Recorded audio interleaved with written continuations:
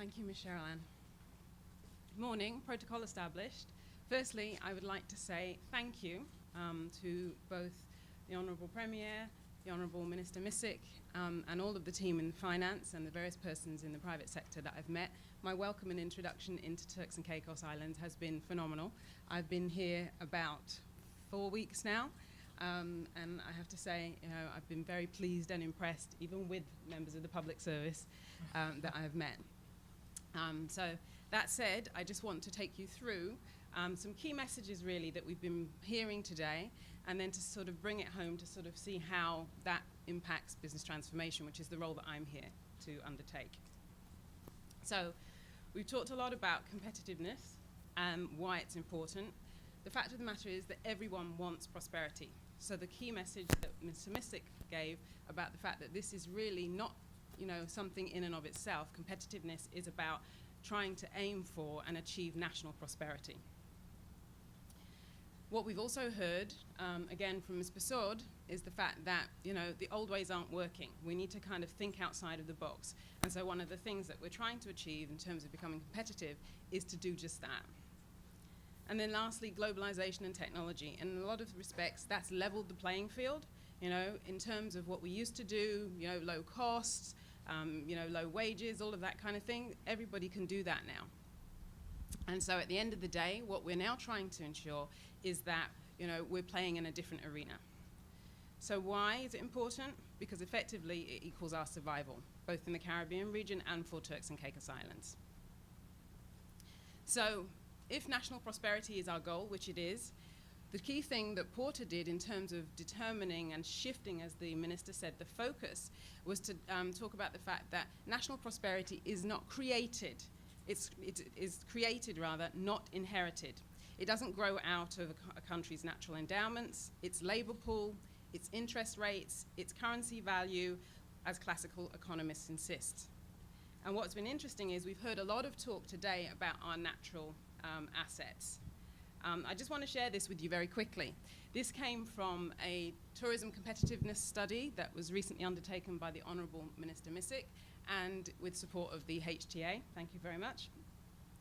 And what was asked was, what are the characteristics of a 5-star tourism destination? Now let's assume that a 5-star tourism destination is competitive. So what you'll see is these are the characteristics that came forward from the participants. The first was customer service, perhaps no surprise. The second was natural environment. That included the beauty of the islands, beautiful by nature, cleanliness, etc. And then the third highest scoring was quality.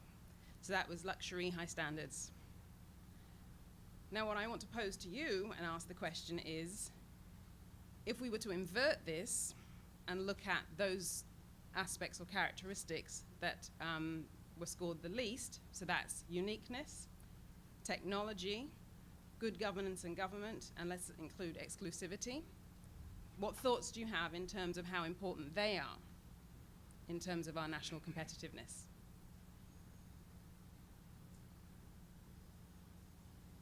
My question would be, are they as important, less important than the first three that we have? Anybody? As important? Yeah. I agree. I think, again, one of the things that Ms. Persaud is talking about and encouraging us to do is that we have to reimagine what the future looks like. And to do that, we have to think differently. Everybody is competing on the platform of customer service, yes, the natural environment, all of those things. But they're a given. Those are things that they expect rather than that are going to necessarily exceed and enhance our tourism product. So it's something as we go forward that we need to think about. You talked about bringing our A game and stepping up to the plate, and that's what we need to do. So in terms of what competitiveness is, in terms of defining it, the only meaningful concept of competitiveness at the national level is productivity. That comes from Porter.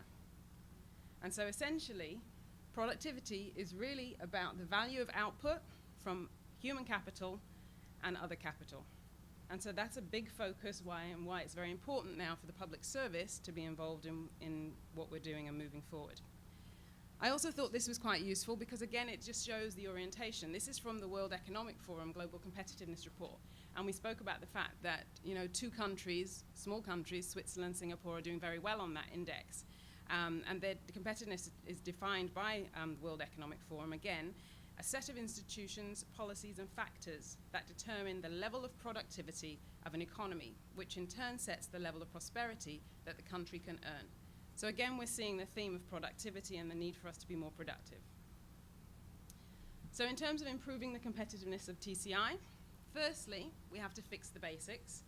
And we've talked a lot about those things. That's in terms of policy, having strong economic fiscal policy. We've talked about the fact that we need to improve labor productivity. We need to improve our efficiency and effectiveness in government, which is, again, what was spoken to. And secondly, we need to upgrade.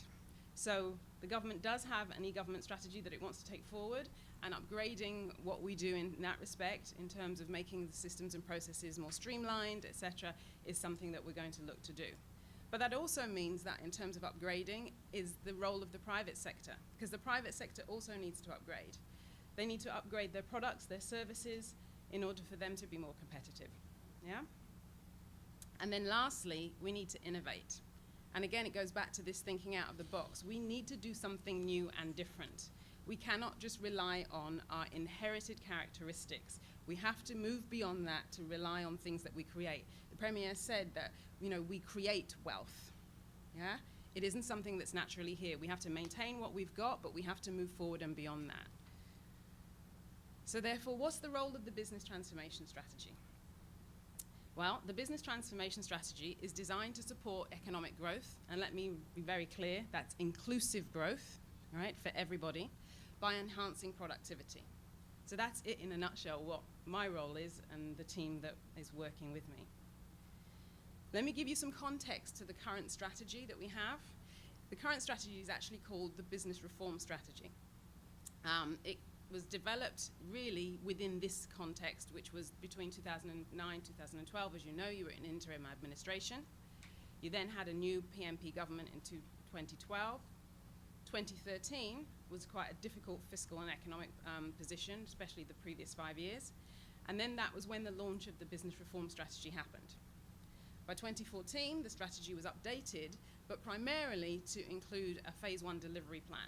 And the delivery plan was really, if you like, a recovery plan for economic growth. So it was supposed to be short and sharp, and then we secured EDF funding in order to deliver it. So that was the context of the actual original strategy.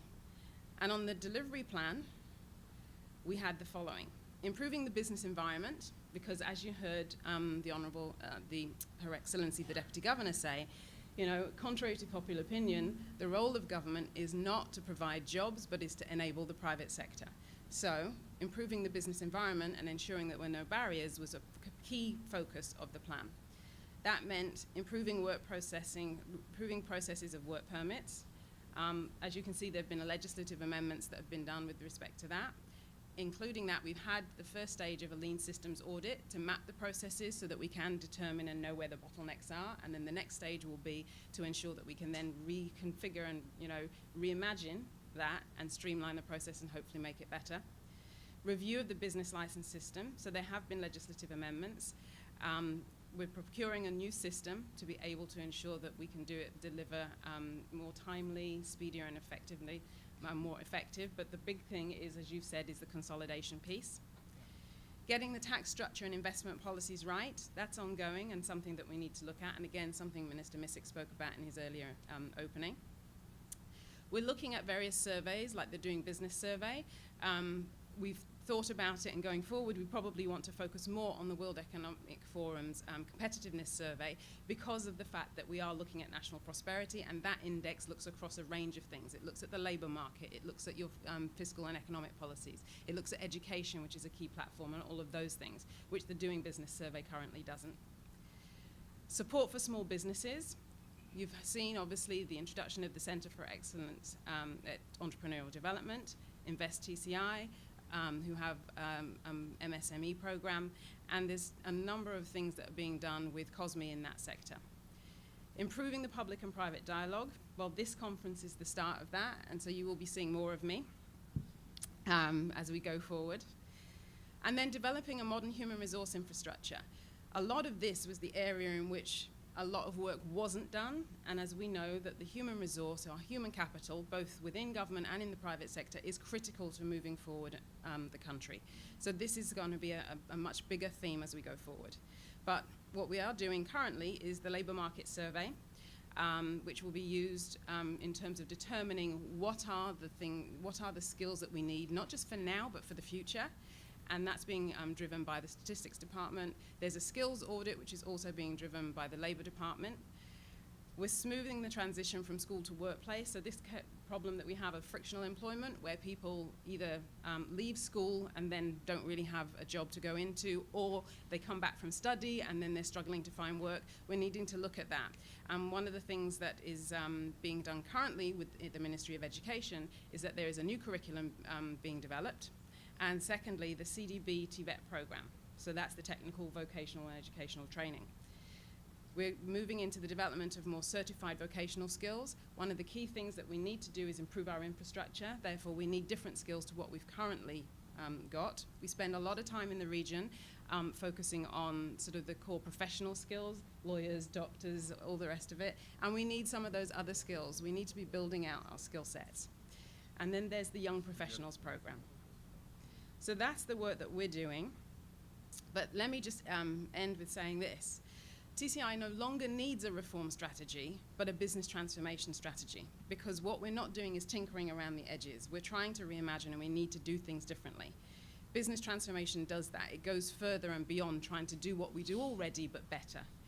Business transformation is everybody's business. It requires partnership. You heard Minister Missick talk about stakeholders and being engaged, and that's what we want.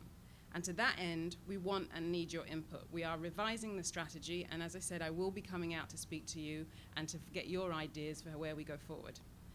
And I want to leave you with one final thing, one final thought, and it's this.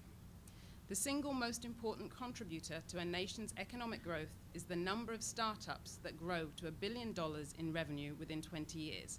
And that came from a Forbes magazine in 2010. And we've talked a lot about SME. And I think, one of the things that MSME does is give us an understanding of how innovative we are in our space. Thank you for listening this morning.